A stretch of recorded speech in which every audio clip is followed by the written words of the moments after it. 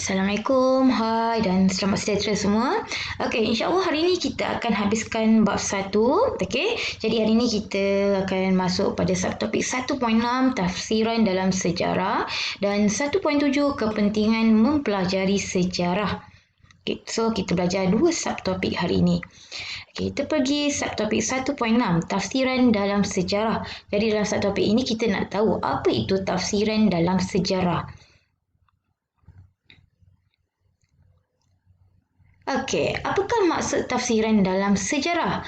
Tafsiran dalam sejarah menerangkan atau mengulas sesuatu fakta sejarah berdasarkan sumber-sumber yang berkaitan dengannya. Okey, seperti yang kita dah belajar sebelum ni, kita dah belajar sumber-sumber sejarah. Ada sumber primer, sumber sekunder, okey. Contohnya macam surat khabar, majalah, ensiklopedia dan sebagainya.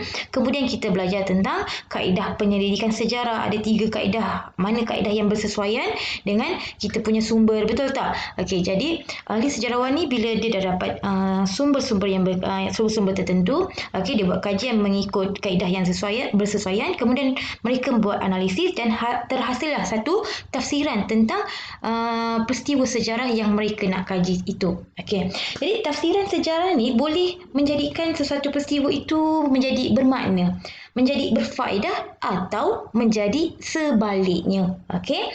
Sejarawan sentiasa berusaha mencari jawapan dan menerangkan sebab musabab sesuatu peristiwa itu berlaku. Jadi sejarawan ini sentiasa membuat penyelidikan dengan memilih, mentafsir dan membandingkan fakta sejarah untuk memastikan tafsiran sejarah yang dibuat adalah betul dan tepat. Okay.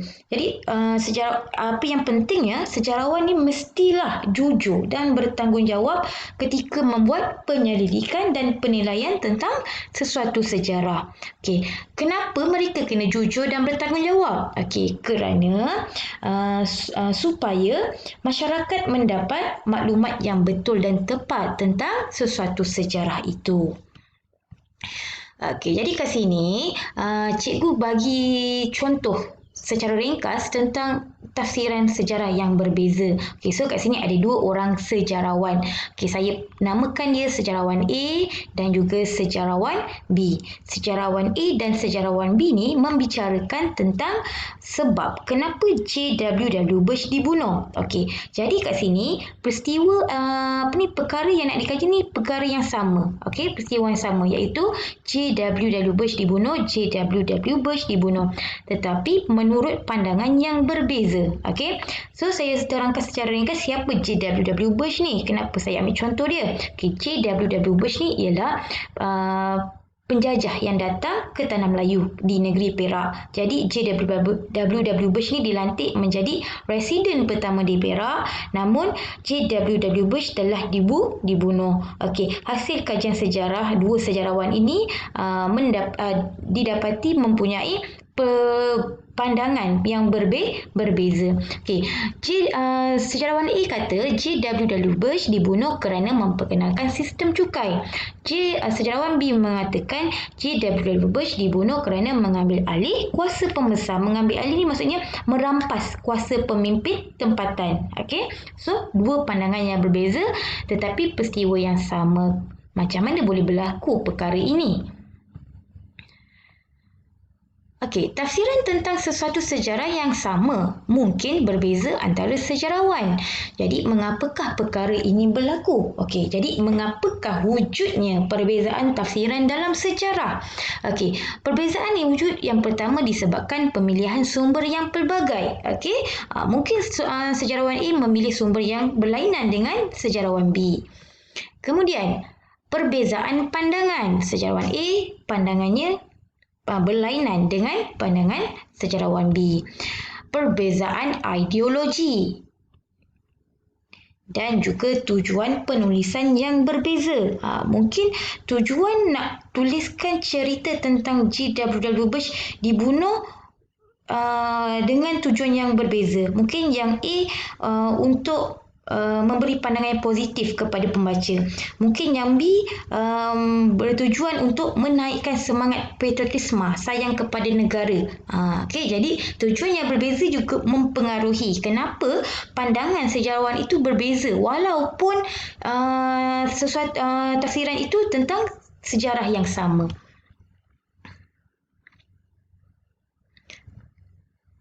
Okey, apakah kepentingan tafsiran dalam sejarah? Okey, kepentingan yang dimaksudkan ni maksudnya manfaat, kebaikan.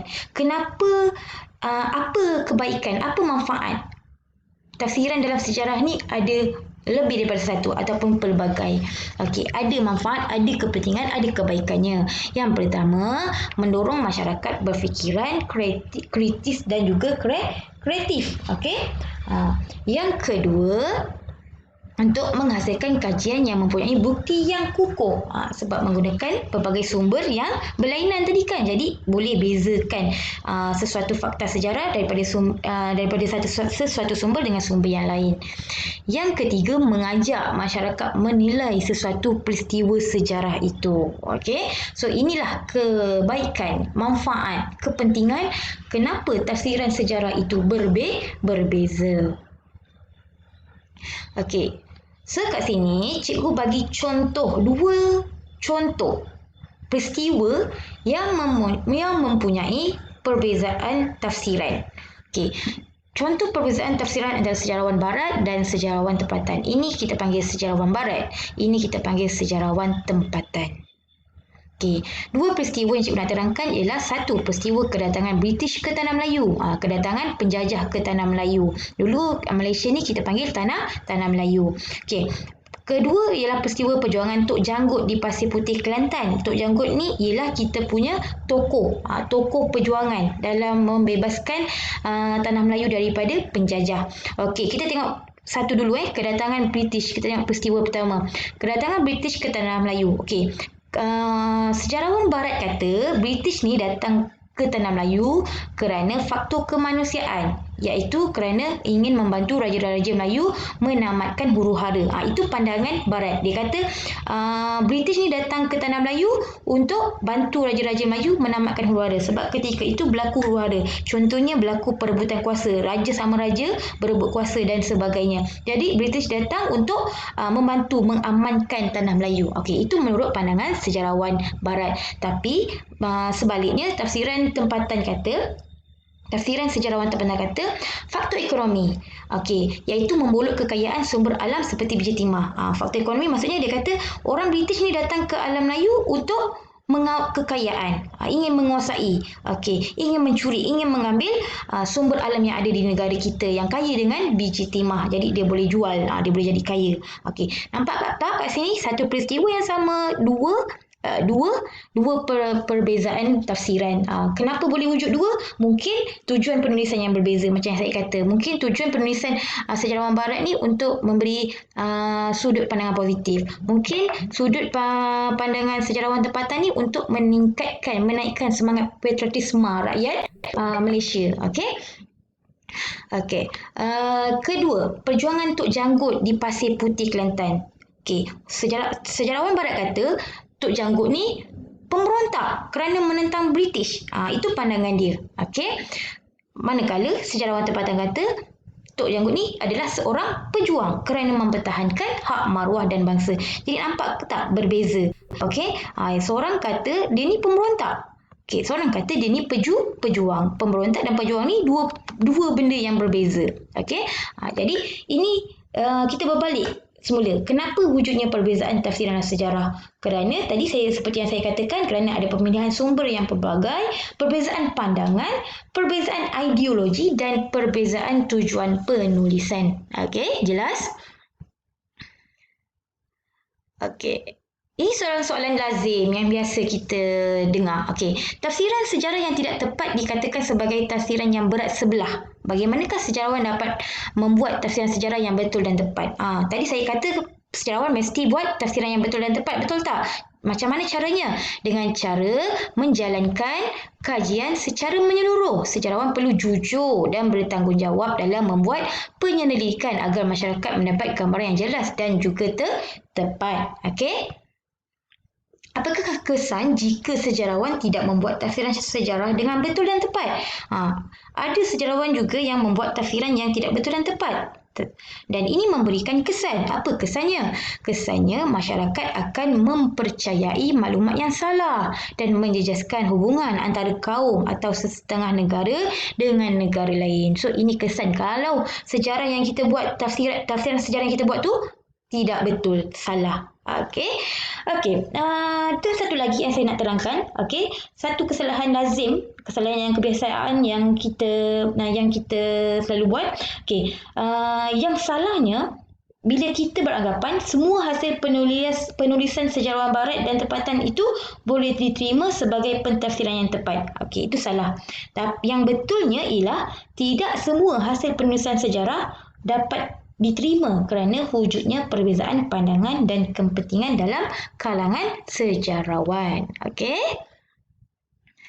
Okey, kita pergi ke subtopik 1.7 iaitu kepentingan mempelajari sejarah. Okey, seperti yang tadi cikgu terangkan, kepentingan ni maksudnya manfaat, kebaikan. Kenapa kita kena mempelajari sejarah? Okey, apa manfaat, apa kebaikan yang kita dapat bila kita belajar sejarah? Okey.